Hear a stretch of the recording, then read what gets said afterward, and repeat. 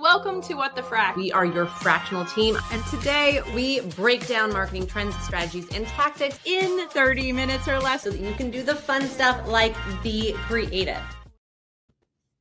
Welcome back to another episode of What the Frac Live. These, Tamara, are my all-time favorite ones on Thursdays. I know we do troubleshootings. I know we do case studies, but I love talking to experts because every time I get off of here, I am like jazzed. I'm ready to go implement something new. I think that these are the most valuable pieces of some of our content. How do you feel about them, Tamara? 1,000%. And I'm really excited today because we're going to be talking about some topics that I know is at the top of everybody's mind. The marketing, sales bridge, AI in marketing. And so, I mean, this is packed with good stuff. And with that being said, let me introduce you to Robin Emiliani. You said it right. Good job. Yes. We were just talking about how my biggest fear is pronouncing people's names and being the person at graduation. So I'm glad I said it correctly because the last one I totally botched. But Robin here is a growth marketing leader with deep tech expertise. So we love a good deep tech expertise, helping businesses attract and win customers. At Catalyst, she leads a results-driven team that empowers marketing leaders to think differently, leverage AI, and drive sales. Catalyst delivers growth strategies, lead generation, paid media, and an AI-powered solutions, all focused on boosting revenue and advancing careers. I mean, that is a bio right there, and I am so excited. I'm going to jump right in here. Awesome. Robin, tell the people out there who don't know this, because it's weird to me. It seems like common sense. Talk about the relationship between sales and marketing, and where does that gap come from? Where does it come from? Well, let's start with where it should be. So the marketing and sales connection notoriously is fractured. And marketers have struggled with this relationship for years. Sales has struggled with the relationship for years, but it really needs to be symbiotic, and the two teams need to be working together. And I think what we're seeing happening in the market is the teams are coming together, because now the new executive position is a chief revenue officer. And so both head of sales and head of marketing are vying for this one particular role, which is responsible for the growth of the company. So they are coming together in a big, big way from an organizational standpoint. So it's exciting. And I know that marketing's a little bit intimidated by that, but I think it's nothing but amazing and creates opportunity for both marketing and sales. Oh, I think you're right. It's great. Yeah. And I don't think marketing should be intimidated, because I think historically, or at least what I've seen, is that marketing has been playing a big part of that role already and just not getting the credit for that piece of the role. And so, and that's generally what I see the gap is like everyone wants the credit, but nobody wants to give it out. And so that's where attribution comes in, but that's really hard to do with a lot of marketing pieces. And so I love that it's kind of coming together in that executive role, because both marketing and sales should be thought of in the grand scheme of like strategy. And we need to talk more about it. So how have you like gone into companies, or how have you seen that gap kind of get bridged? Yeah, it's funny. It goes back to my prior life when I was on the client side and I was working for global tech companies. And I was a young marketer and a bit naive, I'll say. And I think one of the things that I learned very quickly was developing that relationship with sales really benefited me and actually made my marketing campaigns, my demand gen campaigns so much better. So I was very, very lucky that early in my career, I realized the power of that. I think what we're seeing with a lot of our clients today is probably what's more common, and that there's some friction.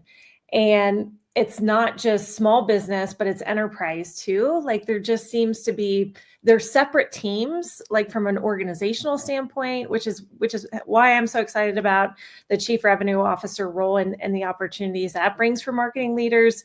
But historically, it's the finger pointing, and we're setting them up for failure because oftentimes the tech stack is disparate. So we're dealing with intent data solutions. We're dealing with WordPress. We have our marketing automation tools, and they're over here in our CRM. Like we're set up to fail because the systems are separated, where we're tracking the data and we're able to see how marketing teams are performing, and we're just not bringing it all together in the ways that we should. That's fascinating and makes so much sense. I mean, Nicole and I talk about systems all the time. Like it's one of our big things is, all right, how do you optimize? How do you make it more efficient? How do you get the right data? And with that, how do you create the right goals that align for the team? And so it's interesting what you say. I was just at recently the Chief Revenue Officer Summit in New York. And one of the main things everyone was talking about was the misaligned KPIs that separate all the teams. And so the huge problem is you have sales going after, these goals and nothing else matters because that's going to hit their bottom line, and marketing going after completely different goals. And then of course, you bring in tech and they've got their own goals. And since none of them align, you have three competing teams that aren't out to help each other. I'm so glad you brought that up, Tamara, because one of the things that we see too is that marketers are being held accountable for marketing qualified leads. When sales is like, wait a minute, especially in the B2B world, they're like, we deal with buying committees. It's not a single person. Like the buying committees are getting bigger and bigger and bigger. And so why are we not putting that onus on the marketers? Because then they have to collectively work together to be able to penetrate those accounts, because it's not just one person. They've expanded significantly and the sales cycles are longer as well. Yeah. And it's really interesting to me that this conversation, and I think it's an important one because, what happens where I see there a huge gap is when a startup, a business, a small business, whatever it is, they grow rapidly. And the people who are essentially, guiding the ship are like doing piecework, right? We need more leads to come in. Let's get a sales team. We need more, we need our customers to not churn. Let's get the marketing in on that. We need product to have this feature. Let's get product in, right? And they're kind of, instead of thinking about things in a very big vision, which is what corporate tends to do, is they tend to like have executive teams who can think through the big vision, and the executives all work together. And there's still a lot of gap in corporate as well, especially because of the cultures of sales versus marketing. But what I see with small business is that it's not necessarily that cultural gap. It is more that KPI, that strategic gap. And so when I come into a company, and I'm not saying this to like toot my own horn, but what I've seen is that right away I start asking like the questions of like, what's the big KPIs for the whole company for the year? Because my marketing KPIs should work into those, shouldn't they?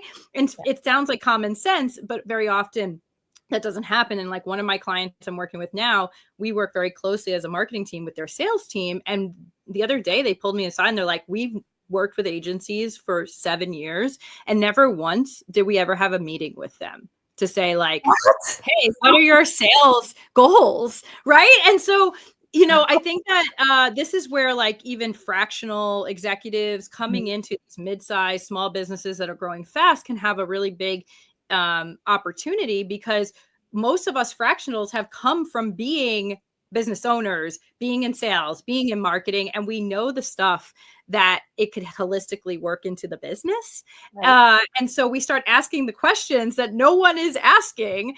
And that's where that gap there's always cultural pieces, but I think that's where that gap can kind of start like melding together. But how do you deal with the cultural pieces when someone from a sales team or sales director doesn't want marketing in their space? We come across that pretty rarely. I think the great part about being a third party is there's a little bit of there's an openness, because it's like, okay, well, they're not in it and they're not biased, and therefore they're a little bit more open and receptive to our feedback. As you can imagine, like we're careful with that dance and making sure the intro feels like the right time. I think what's unique about Catalyst too is we really, because we're so good at creating campaigns and driving growth, we have to work with sales. So there's a mindset from our clients, like knowing that they're going to be bringing sales into the picture to be able to collaborate with us. But when we kick off with our partners, we always have sales in the room because it's important for us to be able to extract the information, because both parties are biased and are going to have their own perception of what's happening in the market. And sales, of course, as everybody knows, since they're front line, they're going to have a unique perspective on what they're seeing, hearing, and feeling from the folks that they're having conversations with. So I know we want to jump into AI, Tamara, and I know you want to so badly because Tamara is our AI guru. I love it. If it's an app, I'm trying it. Before we jump into that, because I know that's where this is going, what I want, our viewers are business owners. Some of them are small, mid-sized businesses. They're startups. They're growing fast. What actionable steps, and I'm going to have two kind of scenarios here. One is if they already have a sales and marketing team and they want to try to start bridging that gap, what can they do to kind of make sure that gap is closed? And then the second, and it might be the same thing, is for someone who is growing fast and they're starting to think about building out their sales and marketing teams or hiring an agency and having a sales team, what can they do to make sure that they are working in sync with each other? Yeah. I'll start with your second question. So I think, because we get asked this question a lot from startups and smaller size companies as they're getting ready to build their marketing departments. And they always ask us well, who's the first hire? Because all of us know marketing, is so multifaceted. There's so many different types of skills. And I think more important now than ever is you get a strategist. You get somebody that's really good at lifting up and being able to see the whole picture holistically, being able to see the whole marketing and sales funnel holistically, so that they're going to be working in lockstep with the sales leader that you're bringing in to support them. And then thinking about the startups and the companies that have both of those teams in place, the best place to bring them together is thought leadership and sales enablement.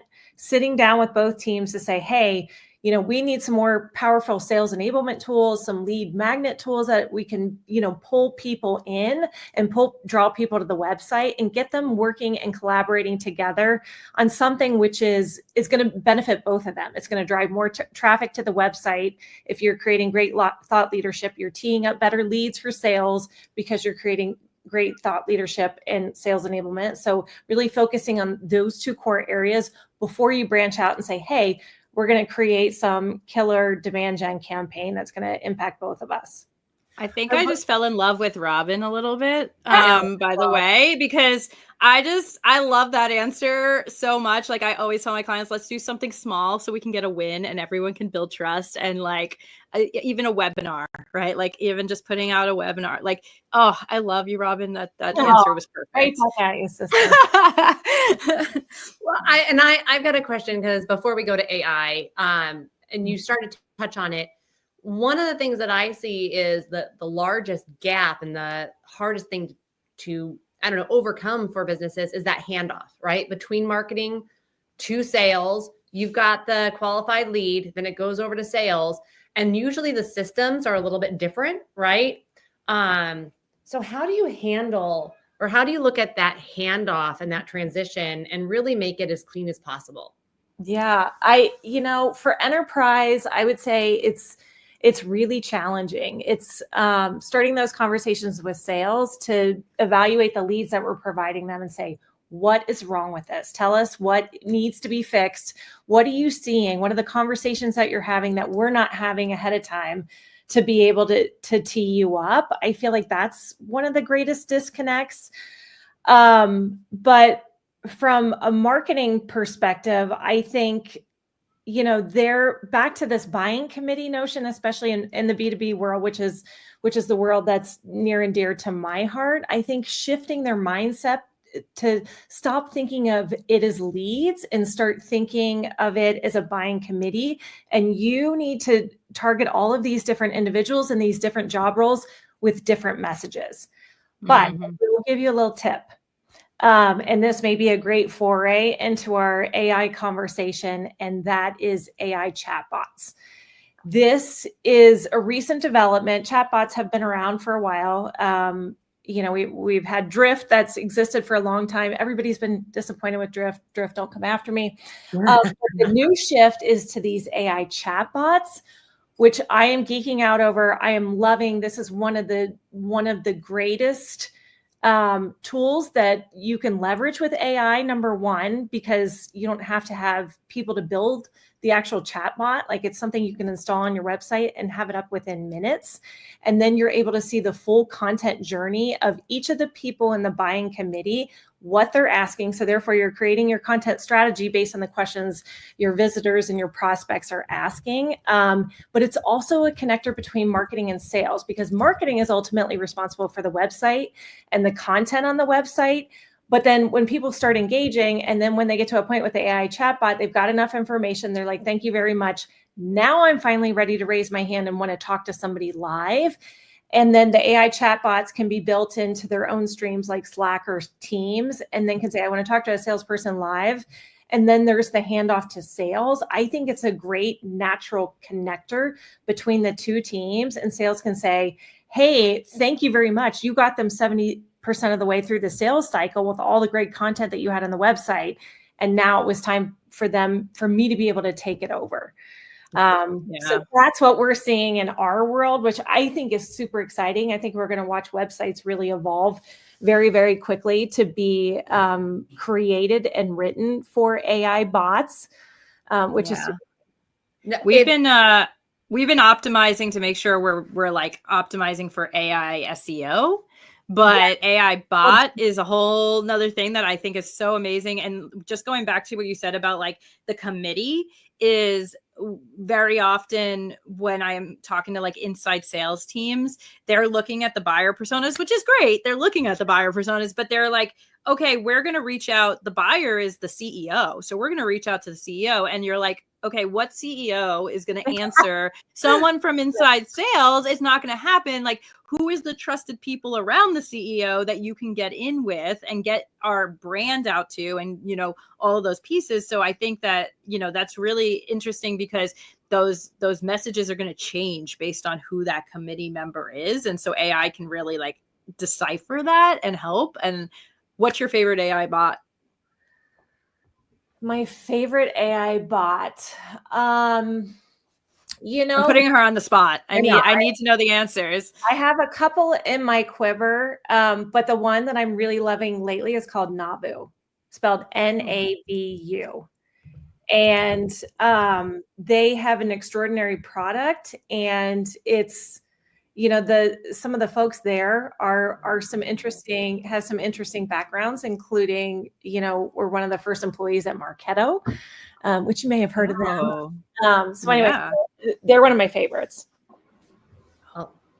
We're checking that out. I'm already like Googling it. Like, give it to me. Story. So last week, my business partner and I had the great pleasure of going to the HumanX conference, which is an AI conference. And it was the first HumanX they had ever had. So this was the first of its kind. And we were a little worried it was going to be like the Fire Festival and like nobody was going to be there and they wouldn't have like food or, places to go to the bathroom. It was not the case. We were very pleasantly surprised. It was a wonderful conference. And my partner and she and I were running from session to session to try to like soak up as much as we could of all the amazing content that they had at this conference. But thinking about the AI chatbots, one of the companies that was there, and there was all walks of life there. There was small businesses, startups, investors, VCs, enterprise corporations, AWS was there, Google Cloud was there. I mean, it was just, it was like catnip. Like, we were on fire. Like, our energy was palpable to the point where we may have gone to bed one night at 7:45 p.m. because of that. Don't judge us. I know we were in Vegas. But one of the companies that was there, their whole advertising campaign was stop hiring humans.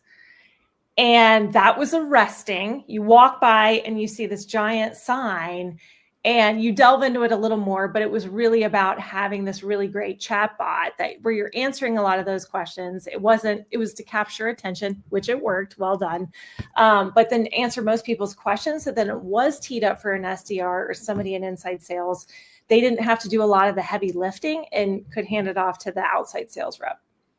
It's AI agents right now. I'm absolutely fascinated with. I'm spending a lot of time looking into them and how they can be leveraged in a way that helps with efficiency. But I mean, AI agents are not going to take over humans. Humans think ahead. They've got the creativity, right? We know there's some things that AI is just not capable of yet.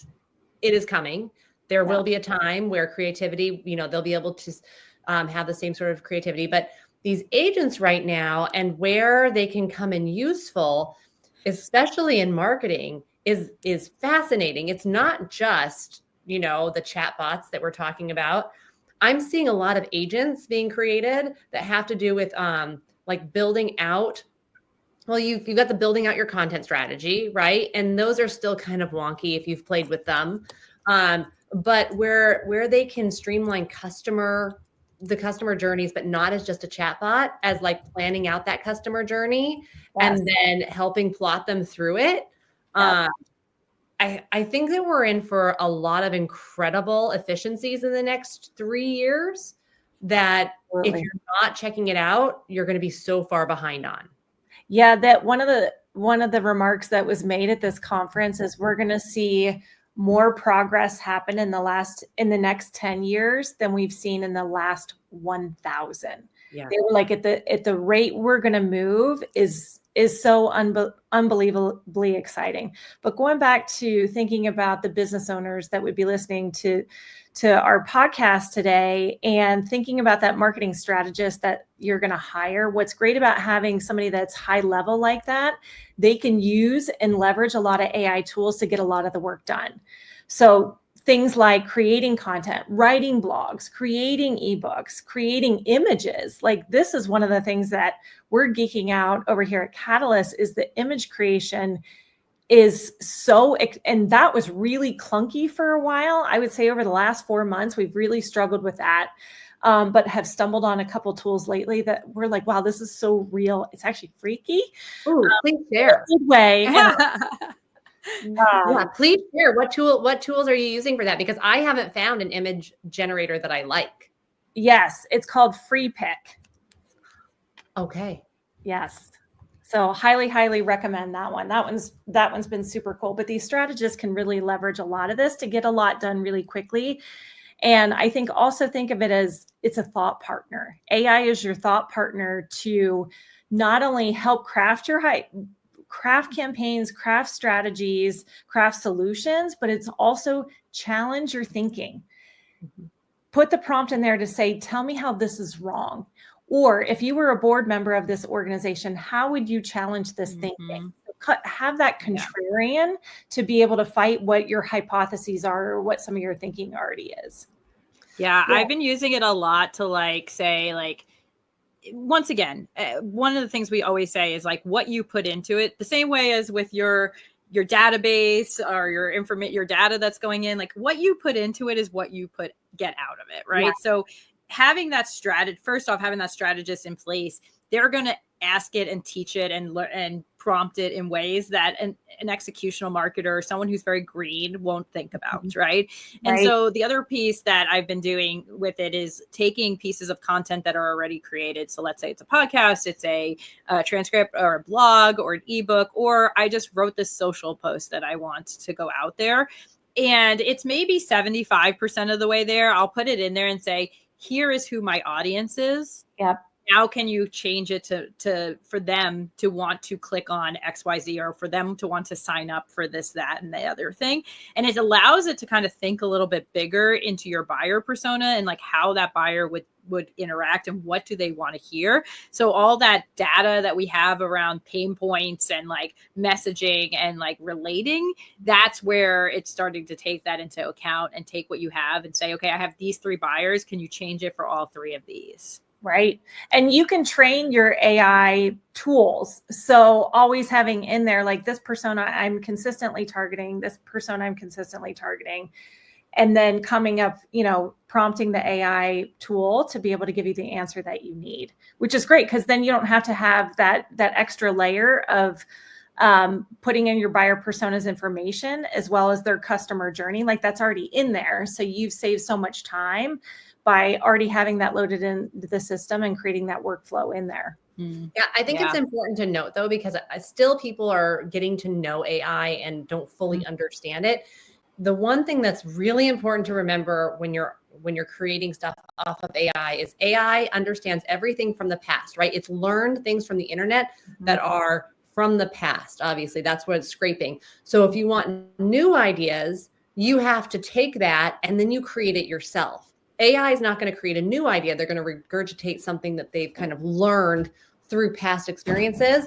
But AI doesn't create, new ideas. They're not going to create the next trend. Right. So that's, I think, what, if you're on the creative side, if you're trying to create new marketing campaigns and things like that, it's really great to go in and be like, what campaigns have really been a success? And then you can take from that and build and use, our creativity, which is what we're great at. Right. I would say another way to use it that I strongly recommend is competitive analysis, like keeping an eye on what your competitors are doing and what some of the low-hanging fruit that you can take advantage of where they're missing out on. Mm-hmm. Yeah.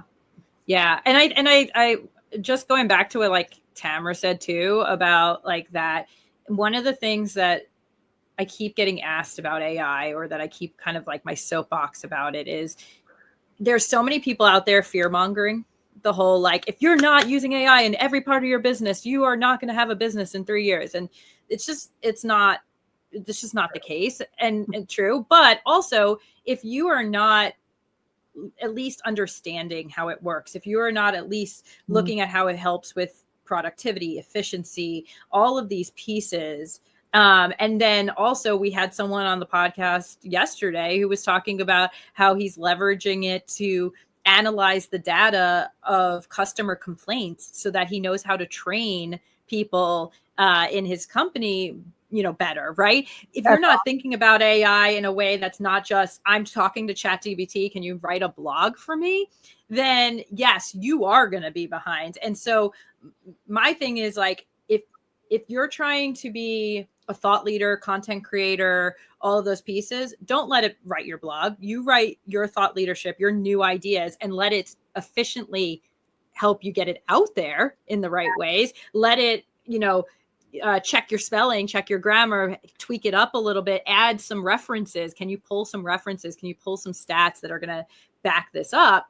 But if you're not in that realm, think about how you can use AI more creatively to crunch the data.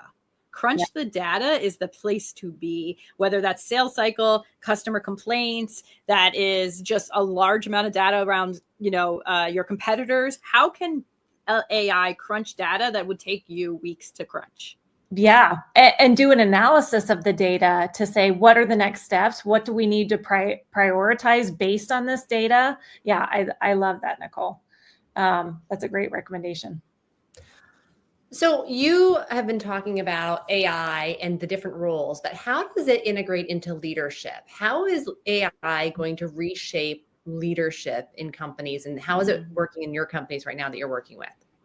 Yeah, it's funny. The fear mongering, I think it absolutely exists. But what we coach people is to know that it's a muscle, and you're going to have to develop that muscle over time. So just start small and start with some of the tools, but make it a habit. So in leadership, I think it's going to be critical. I think even dealing with your employees as a leader, it's a great tool to leverage. So for example, if you have an employee who doesn't have a personality to match yours, that isn't as direct as maybe I am. I oftentimes will put it into AI like, hey, this is the personality of my employee. I need to talk to them about this very hard subject. Tell me how to broach this subject in a way that doesn't feel threatening, in a way that it feels like I'm a coach and I'm supporting them and I'm encouraging them to thrive, but I need to address this really specific topic that may be perceived as something that could be considered criticism of this particular employee. But leadership, like, you guys have to be at the helm of this. You have to be the bold ones. And if you're afraid, like, I really encourage you to find resources, whatever area of your business is, and go after folks that have, a deep expertise in AI to be able to support you and help you and coach you. I love that. Yeah. I think that a lot of people are overwhelmed.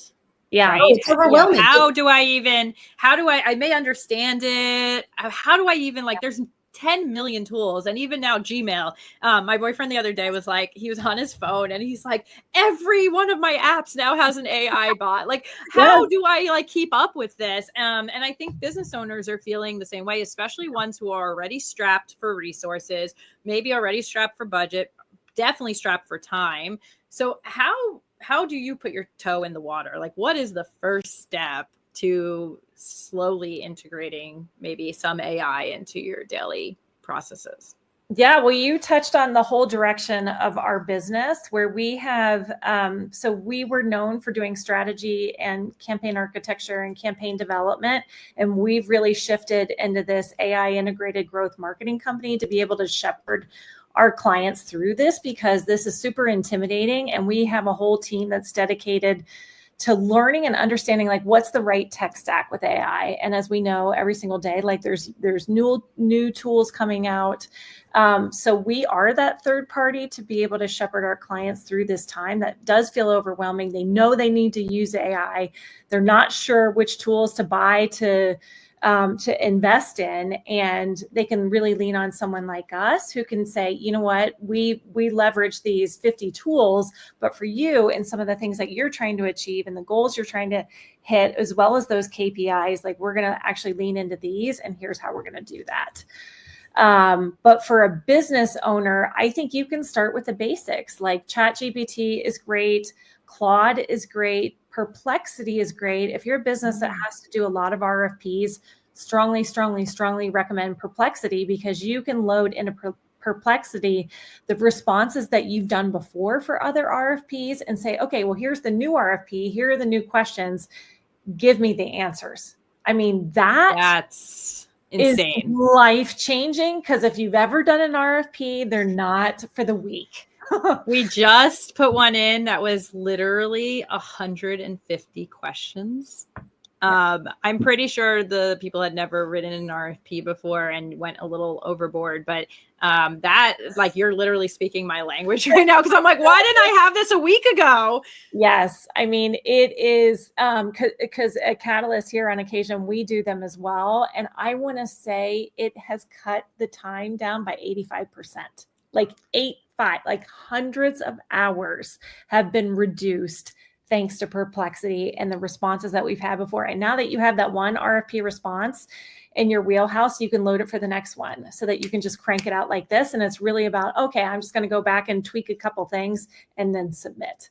I just want everyone to look at this for a second. That's a case study right here of what we're talking about, which is, you did not have the AI write your RFP. You train the AI as to what you guys, the secret sauce you bring to the table. Yes. And then you had it answer the RFP for you and save you time. Yeah. Because that's the one thing I keep harping on, is that you are once again training that AI for your secret sauce. Now, the way that I answer an RFP and the way you answer an RFP with what our companies do is going to be so different that if we just went into ChatGPT and said, write me a marketing strategy, it's going to come out with a bunch of, fluffy crap, for lack of a better term. But if I say, here is what I've done in the past, here's how I write a marketing strategy, and then you do the same thing, it's going to come out with a beautiful, different answers to that same question. And you just put it right into perfect terms there. Yeah. And even tone of voice, because at Catalyst, we have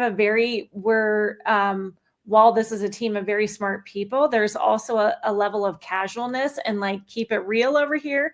And our tone of voice, and it even matches that, which I just love because it feels so authentic to who we are, in addition to the content that we actually would generate and put into an RFP and the answers that we would put in there. It also authentically captures who we are, which I love. That's amazing. Because like ChatGPT does not.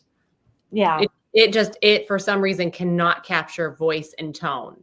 Yeah. So is definitely the best, for at least from what we found. So that would be the tool I would go to first. Crazy. I love it. I think you're giving so much value right now that we'll try to link all of the stuff we've talked about down in the bottom here. I'm so excited to try some of these chatbots and stuff. Yeah. Do you have a blog that we can follow? Yes. So I have two of them. So I have one on LinkedIn. So if you follow me, the name's Robin Emiliani. You should be able to find me. And then we have a blog on our website, which is catalystmarketing.io. Beautiful. I'm following that because I'm trying out every new AI tool that I can. And what's actually really interesting that I found, some of these AI tools, they're being so specific on their customer acquisition, right? I'll sign up for a demo and I'll get back like, what is I get all these questions. What is your company size? What do you use? And I say, I consult for multiple different companies. I'd like to see your, a demo so that I can assess if this is good for one of the companies that I work with. And I'll get a no. And I'm actually amazed by it. So I'm curious what your thoughts are with that. Like I've gotten 3, like, this isn't right for you then. And I'm like, how do you know it's not right for me? I'd like to know more about your product. Yeah, that's super interesting. I haven't had that experience, Tamara. So interesting that you've had that. Yeah. So maybe just be grateful that you didn't waste time. I guess that's what I should be. I literally thought about shooting back an email that was like, great, I'll go somewhere else. Yes, thank you very much. Yep, but, I think that just proves like AI is not like all tools are not made the same, right? Just because it's AI, it's like, finding the thing like that you need it to do that it's really good at. Because I've heard too, like Claude is really good with like in like the educational research space, like they love Claude because it pulls a lot of references. It's really good at like fact checking and things like that. And actually the other day I heard about Perplexity.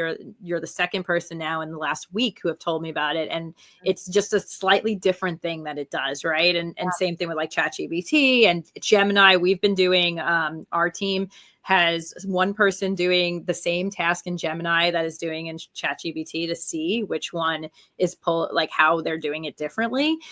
So all of them are slightly different. And even to the fact that like ChatGPT pulls from Bing, whereas most others pull from Google. So things like if you're optimizing for Bing, you're probably going to get pulled in ChatGPT more than you're going to get pulled in some of the other places. So like I listened to Marketing School with Neil Patel and Eric Zhu, and they were talking about how their podcasts, if you ask ChatGPT versus some of the other ones, what's the top marketing podcast, theirs will get pulled on ChatGPT because they are optimized for Bing, and it won't get pulled on the other ones. So there's lots of things to this, right? They're not all made the same. The other thing too, I'm so glad you brought that up, Nicole, because one of the other things that we do is we pit them against each other. So like if we get an answer from Claude that seems to be missing something and we can't like get deep enough with it, we'll drop it into Perplexity and ask Perplexity, make this better, delve deeper into this, and then go back and forth. Or we'll even say, like if Claude generates something and then we drop it into Perplexity and we'll say, Perplexity, prove this wrong. And then it will spit. Like, I love the back and forth, like the contrarian viewpoints that they'll take. So that's another way. If you feel like you're not getting the answer that isn't quite there yet, pit them against each other to get a better answer. So we could talk about this forever. I know. I was going to say, I need to go now because I need to go pit some AI bots against each other and see. We're going to do some robot wars over here at Clever Co. So Well, anyway, if anyone is looking to talk to you, get in touch with you, work with your agency, how can they find you? Yes, the best way is to just shoot me an email at Robin, which is ROBIN, at catalystmarketing.io. Beautiful. And Tamara, how can they get in touch with us? Well, we are everywhere right now. You can follow us on LinkedIn. You can subscribe to our show on YouTube. We've got our newsletters coming out, which are packed with great information. We'll also be recapping some of the great information that we found out here. And so, yeah, follow us on any of your social media sites. We are there. We can't wait to be back next week with another fantastic interview. And so, Nicole, it's the end of the day on Thursday. I guess everybody should enjoy their time and go out there and start pitting some bots against each other. Yeah, maybe see some sunshine too. Like, let's not like just be like AI bots on us. So let's enjoy the weekend. Go see some sunshine. But I'm excited to go play with some bots. Have a good weekend. Thanks, everybody. Bye, everyone.